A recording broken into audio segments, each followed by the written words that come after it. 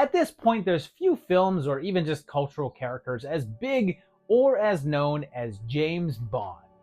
He's been around for decades and he's been in a number of movies, books, comics, video games, and when something is that popular, there's bound, or I guess, bond to be knockoffs. So today, we're checking out 10 of them and seeing if any of these wind up shaken, not stirred.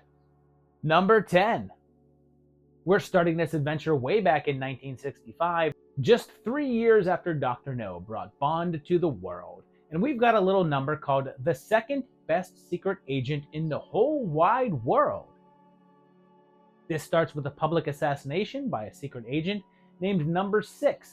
And it turns out that Mr. Pickering here is worried about his client and wants him protected by a secret agent and actually requests James Bond, but they say that he's busy.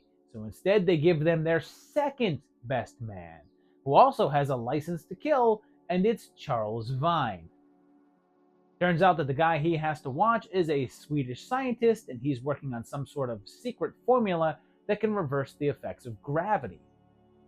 Vine is given a sort of a Q-like gadget with a tiny gun that works like a full-sized one, and he runs into trouble almost immediately.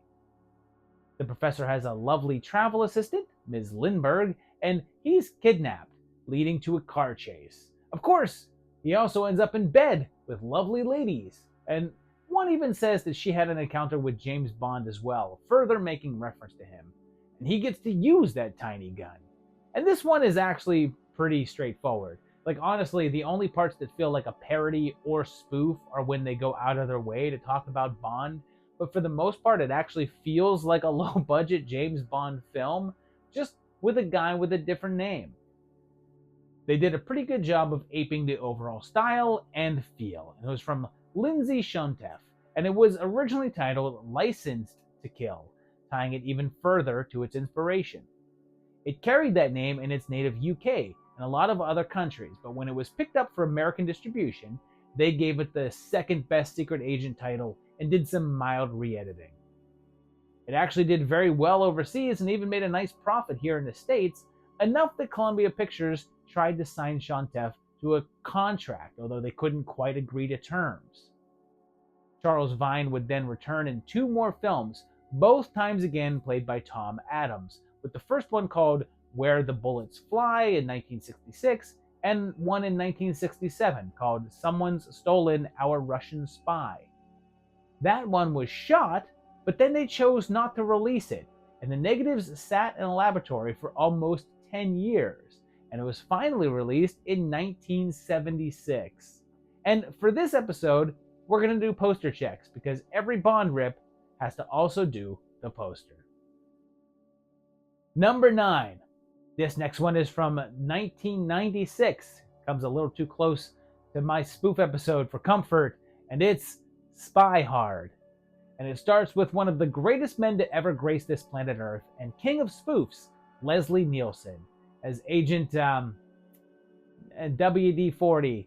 And he's coming after a villain that's Andy Griffith? Fabio cameos, so look out for birds, and a woman dies in the course of his mission. There's then a Bond-like opening theme, and it's by Weird Al. So look, even if this movie is absolutely terrible, it has this going for it, because Weird Al is another one of those things that I think is kind of universal, like the Princess Bride. I don't judge people frequently for things that they like or don't like, but I really don't know anyone that doesn't at least kind of like Weird Al, and I'm not sure that I would trust someone that doesn't. 15 years later, Agent Barbara Dahl, get it, is captured by Rancor, and Eddie Deason shows up and doing that one thing that he does. And Benson is here, and as is Brad Majors, and wearing Hudsucker. So they call in WD-40, whose name, by the way, is Dick Steele. And I guess that's a joke here, but I actually used to date a girl with the last name of Steele, and her dad's name was Richard, so he was the real-life Dick Steele. Baywatch's Alexandra Paul is here, and the woman who was killed in the intro was Dick's love, and also Barbara Dahl's mother. And there's another spy here of the I Spy variety, and he encounters a desperate housewife. There's a sort of take on Miss Moneypenny, and it's Mrs. Carmody looking for a little expiation. And I should point out that on another episode I said that I think that Nielsen works best when he's not the source of the comedy and plays things extremely straight. And that's actually in effect here, since he's doing a version of Frank Drebin. He gets a bunch of Q-style gadgets, just sillier. And I know that a straight-up James Bond spoof doesn't truly belong on a James Bond clone list, since it's outright acknowledging what it is, but I figured it would be worth having on here. And the director is Rick Friedberg. And this guy mostly didn't do films. And one of the things he directed was Hot for Teacher. And here's the silly trivia. This guy's son is Jason Friedberg. And I suppose his kid saw this movie and was like, hey, spoofs are the best, since he became a director as well. And with Aaron Seltzer made Disaster Movie, Epic Movie, Date Movie, and like 10 other spoof movies that are mostly considered some of the worst comedies ever made, and several of them have Nielsen in them. Anyway, Katana is here, as is Ray Charles, Ed Miyagi, because cameos are jokes, I suppose. And this is alright, it's not that funny, but it's really not all that painful as far as spoof films go. And this poster is obviously Bondish, since it's a parody. Number 8. Now we go back to the 60s, the peak of Bond mania, with 1965's Super 7 calling Cairo. And this one is from Italy, home of the Ripoffs. It kicks off in the Bondiest way possible with our hero in bed with a blonde woman, and he's Martin Stevens, but oh no, that woman is going to kill him, so he shoots her. He goes to his office, which has martial arts and gun shooting, and this just does not seem like a safe work environment. Fire! All right, go. The boss's office might as well be M's, and his mission is to find a form of radioactive metal that was stolen and made to look like a standard camera lens. But then, whoops, it was sold to an unsuspecting civilian. So he locates it in Cairo, meeting up with his contact, and meeting a random French woman that he tells that he's just like James Bond. An attempt to frame him and Denise for murder leads to a pretty silly bit where they're pretending a corpse is a mannequin, and he keeps encountering Faja, who may be more than she seems, and faces off against enemy agents, of course. And as you'd expect, he has some mini gadgets. And here's what's surprising here. This one is directed by Umberto Lenzi. Yes, that's right, the director of Nightmare City and Cannibal Ferox made a James Bond ripoff film? Yes, and it wasn't his first one either. In the same year as this one, he actually directed another one called 008, Operation Exterminate, that very easily could have been on this list as well, and maybe I'll have to put that one on a follow-up list. And clearly, this was meant to be a James Bond clone, since it was called 008. But this is pretty similar, considering that Stevenson's code name is Super 7, not far away from 007. And the funny thing is that Operation Exterminate also took place in Cairo, and considering that there's no scenes in this film that feature the main actors against any location backdrops, it's very likely that all the shots of the city here are just leftover shots from that one. And oh, if the lead, Roger Brown, looks vaguely familiar, perhaps you've seen him in the bizarre superhero flick, Argo Man, where he has the power to hypnotically suggest that his opponents kill themselves. And this one was popular enough for them to make a sequel 1 year later called The Spy Who Loved Flowers. It brought Brown back as Martin Stevens, and Lenzi came back to both write and direct. And hey, look at that poster. If that doesn't scream ripoff, then I don't know what will. Number 007. We're staying in 1965 with this next one because that was just apparently the biggest year for international super spies or something. And this one is Mission Bloody Mary, which is also called Agent 077 Mission Bloody Mary. So that should tell immediately that they were hoping for some numerical confusion. The opening theme song is straight out of the Bond playbook, and I guess that there's a plane crash, or I guess the airplane precipitates. And the military are talking about a new type of nuclear weapon called the Bloody Mary that was stolen from the crash. They call their best agent Dick Malloy, and of course he's in bed with a pretty blonde. And he looks like, I mean, what can anyone really tell these guys apart? I mean, except for Leslie Nielsen, I mean. He's opposed by enemies known as the Black Lily, and they sell it off to China. Malloy goes into action, which leads to dead bodies and rooftop chases, and of course, a lovely woman named Elsa. He has gadgets as well, including cufflinks that have tiny knives in them. And do you remember how I mentioned the movie Argo Man a bit ago? Well, that movie was directed by Sergio Greco, and he directed this film as well. And this one was also Italian, but it was also French and Spanish. And it also has some unofficial sequels, but then some unofficial ones. Greco returned in the same year for another round with Agent 077 from the Orient with Fury that brought Ken Clark in the Dick Malloy role. And then 2 years later, there was a third episode called Special Mission Lady Chaplin, although this time Greco shared directing credit with Alberto Di Martino, who we'll be talking about again a little bit later on in this list. But then there were several other films which had an Agent 077 in them, but it's not really clear if they were a riff on this film or if the number switch was coincidental and other people just made a similar take on 007.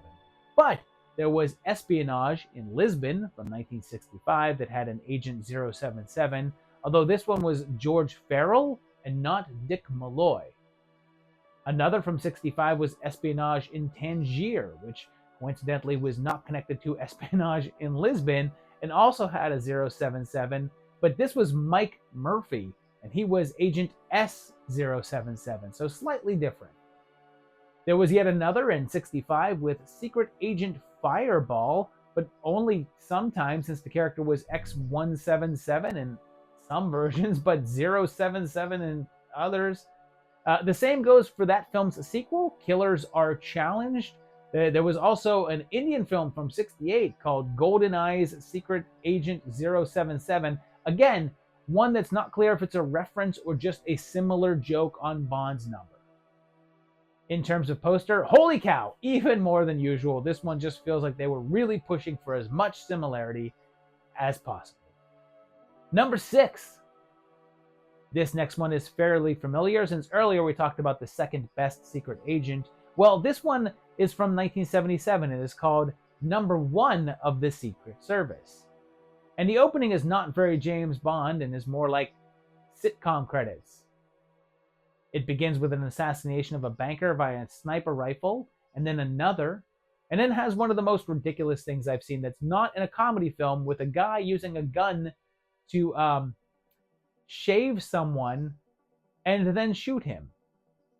They're part of an evil group called Crash, and they have a new women's section that's all of 2 women that have these open bosom tops.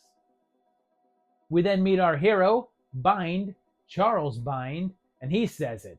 Won't be long. Keep it warm till I get back. And then immediately gropes the secretary, so you know, a real hero. He then heads out on the case and has some handy tools in his arsenal, like a hidden bulletproof wall in his apartment, and he's led to a guy named Arthur Loveday, who claims that he killed those bankers, and that they deserved to die because, with the exception of himself, he doesn't like rich people, and like, same dude. He's hired Crash to handle the murders for him, and by the way, Crash stands for killing, rape, arson, slaughter, and hit. Even though Bind doesn't quite believe that Loveday is telling the truth, he follows up that lead, leading to more crazy antics. And the key here is that the director is going to sound familiar, because this is from Lindsay Shantef again, a solid 10 years after he previously did the Bond rip thing with his Charles Vine movies. Well, this is Charles Bind, not Vine, a whole new character. The 2 Vine sequels were separate from Shantef, but he realized that Bond films were still popular, so he chose to go back to the well. This one was originally titled 008 of the Secret Service, but for whatever reason, they decided to alter it to Number 1, perhaps to avoid any sort of lawsuit. Speaking of lawsuits, they chose to swap out the name of the agent to Charles Bind instead of Vine, as there was some contention with the producer of the earlier films. The second film was released in 1979 entitled License to Love and Kill, but Nicky Henson didn't return to play Agent Bind, as he was under contract with the Royal Shakespeare Company by that point and was replaced by Gareth Hunt. That film also had the title of Undercover Lover. And then there was a third film called Number One Gun, in which Michael Howell would step in, and that film didn't arrive until 1990. Meanwhile, if you're a Doctor Who fan, this one gives you a minor role for Jon Pertwee, and in terms of the poster, again, yeah, pretty ripoff-esque. Number 5. Here's one that's a touch more well-known, and at least a higher profile than most of these others, as it's 1966's The Silencers. It begins with a group of guys all getting a bullet with a man's name on it, and that name is Matt Helm. There's then an opening scene with a musical number and saucy women, of course, and when a particular agent is needed for an assignment, they call on Matt Helm, here played by Dean Martin, legendary crooner. He's been retired from the spy game for a while now and is a photographer, living a life that includes a bed that tilts him into giant bubble baths that come equipped with naked women to bring him alcohol. This one's name is Lovey Craves It, which is clearly a Bond girl name, and the danger he's up against is the evil group called the Big O. They're led by Tung Zi, the Asian villain played by the absolutely not Asian at all, Victor Buono, who we all recognize as the villainous King Tut from the old Batman show. An Egyptian villain. Victor Buono, not at all Egyptian. Matt encounters a bit of trouble and teams up with Tina and breaks out the gadgets like a gun camera, and then heads off for more adventure and women. Oh, did I do that? Man, 1960s Urkel looked different. That's actually Stella Purdy, or Stevens, whatever, and there's a lot of musical interludes, some from Martin himself, and the story here is wild. So, the main producer on all the Bond films was a guy named Albert Broccoli. That guy's name is synonymous with Bond at this point. Before all that, though, he was partners with a guy named Irving Allen. While they were working together, Broccoli expressed a desire to buy the Bond rights and make movies, but Allen didn't want to. After they parted ways, the Brock went ahead and bonded, and had a whole huge success, causing a lot of regret on Allen's part. He then stumbled upon a different series of spy novels, the Matt Helm books by Donald Hamilton, and figured that was his ticket. He originally didn't want Dean Martin and said that he wanted either Paul Newman or one of what he called the good stars, but no one wanted to be the off-brand Bond, so he didn't find any takers. Because of that, they decided to lean more into the comedy and hired Martin. It was a pretty big hit when it came out, and of course that meant that it would become a series. And it did, with 3 more Helm films being made. There was Murderers Row in 1966, The Ambushers in 67, and finally The Wrecking Crew in 68. There were plans to do a 5th film entitled The Ravengers, but it never came to be. There was, however, a Matt Helm TV show that ran for 1 season in 1975, and it substituted Anthony Franciosa in the title role. And this is probably the poster that breaks the chain, because this doesn't look overly Bondish. It has its own vibe going on. Number 4. We've been spending a lot of time in the 60s, so let's check out something a bit more modern and go to 2005's Secret Agent 420. And we start with a half-naked woman giving us, the audience, a mission, and that mission is to blaze it up. And then Hank the Angry Drunken Dwarf shows up and says that there's a game in the movie and states that people should toke up each time that James, the secret agent in the film, does.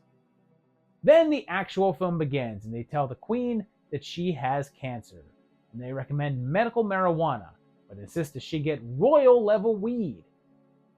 They need help finding it though, so they call in Bong, James Bong, and he's got an entourage of ladies called Bong Girls.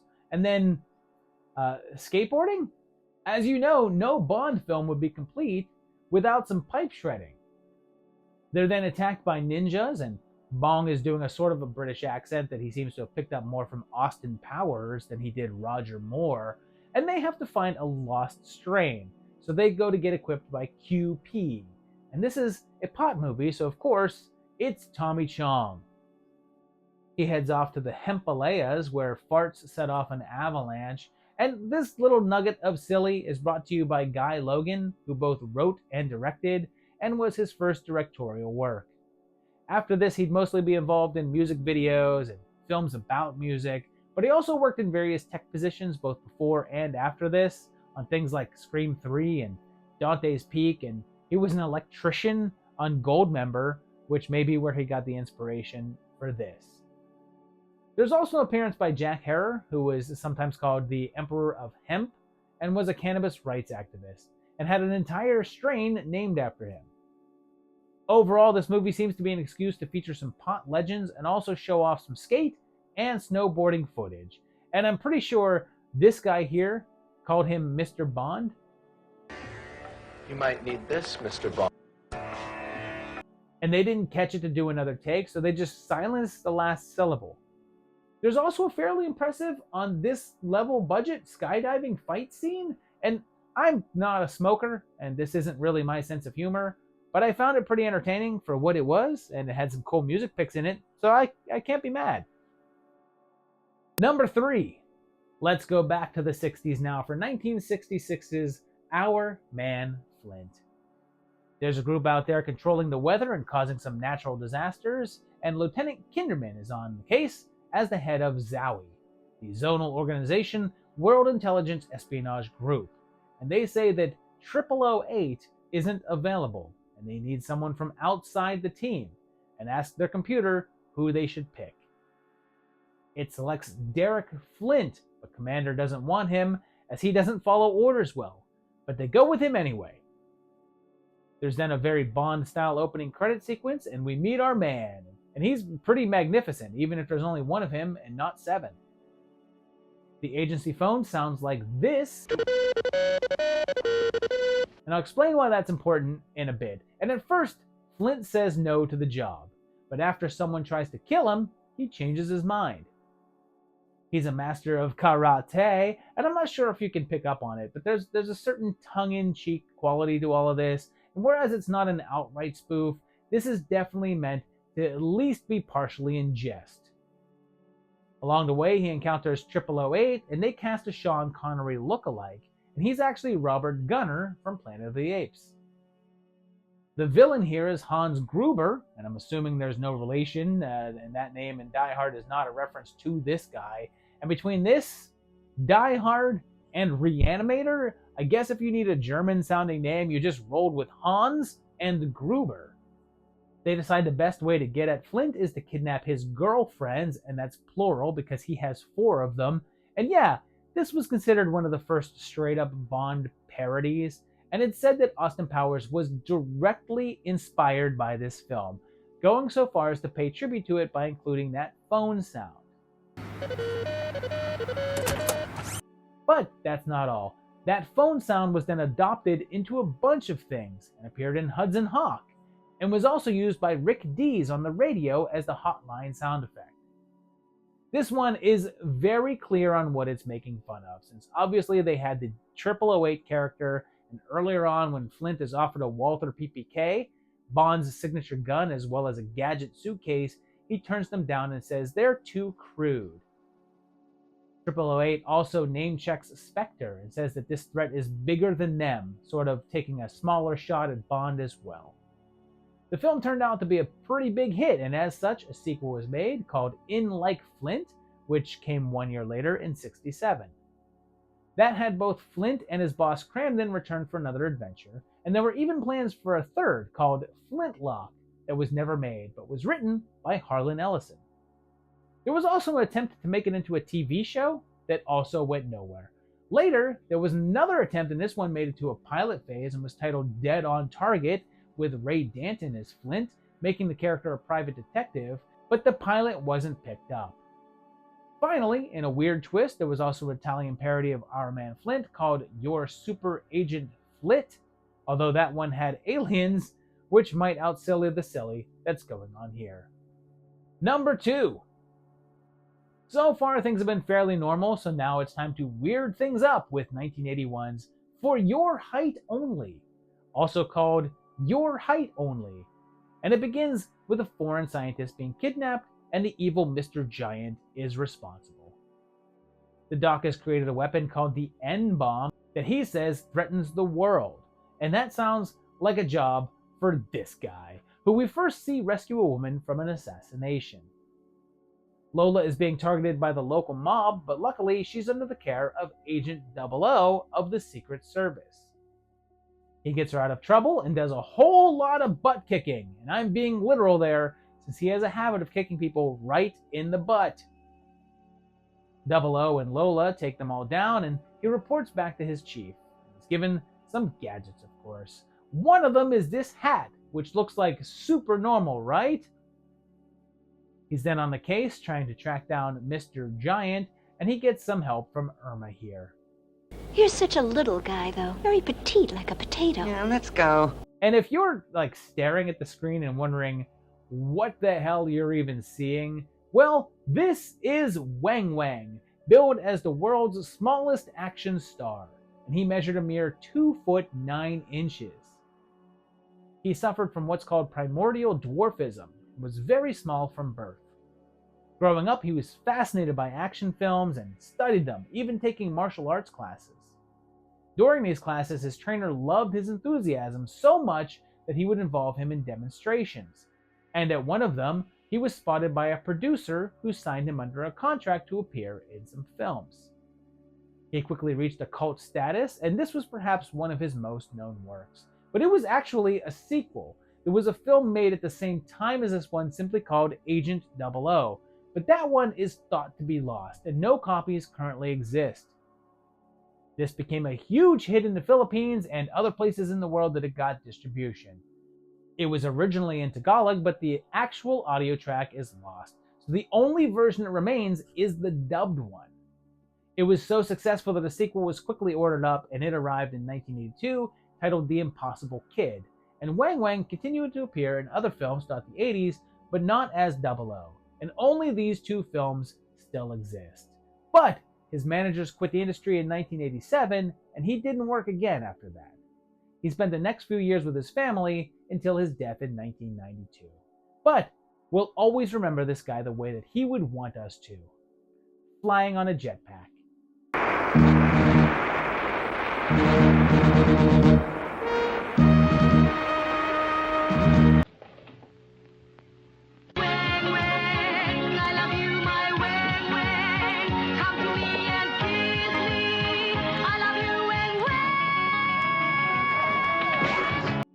Number 1.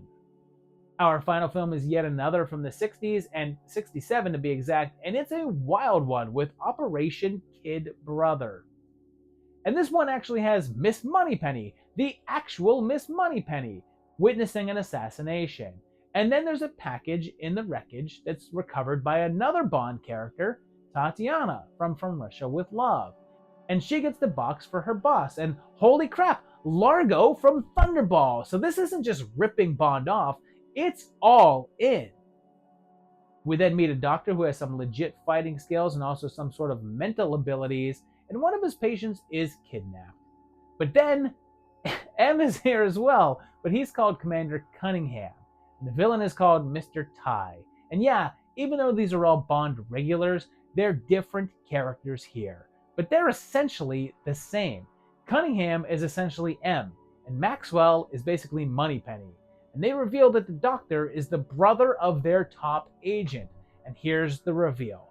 The doc's name is Dr. Connery. And this film was also titled OK Connery. And this actor is Neil Connery, Sean Connery's kid brother. Hence the name Operation Kid Brother.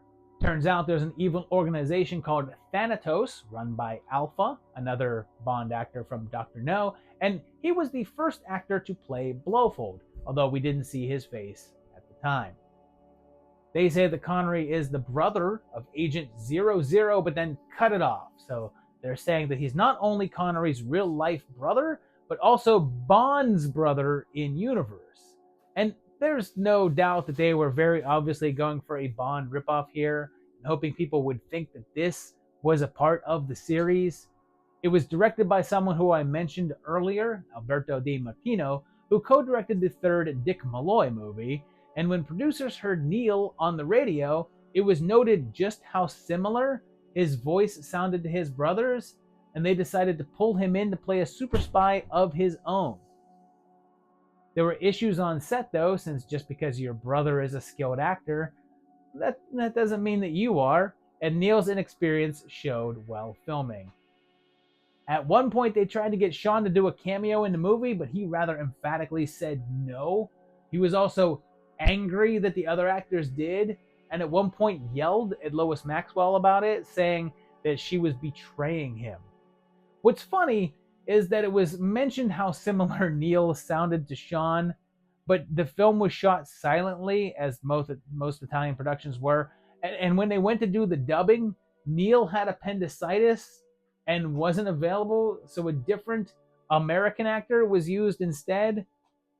And the reviews were horrible, although many noted that it worked as an unintentional comedy, and it didn't set any records for ticket sales, but it did all right. It's grown a cult following and has even appeared on Mystery Science Theater 3000. But there's no way to deny that in terms of James Bond ripoff films, this one went the extra mile. Although I have to say that the poster is not overwhelmingly Bondy. So there you have it, 10 James Bond ripoffs of varying quality. Some of these were great, some of these were all right, and some of these were kind of bad. But for the most part, not a terrible one to get through. Let me know which of these you've seen and which of these you enjoy. There are lots and lots more Bond movies out there, so let me know which other ones you would like to see in a future volume of this. Tell me that down below. And also, if you like this video, hit that like button. If you like the channel, hit the subscribe button. And also check out my Patreon page at patreon.com/movietimelines, and you can help support the channel, which you can also do by just coming back and watching more videos. And there'll be another one very shortly. Thanks a lot, guys, and we'll see you again. Bye-bye.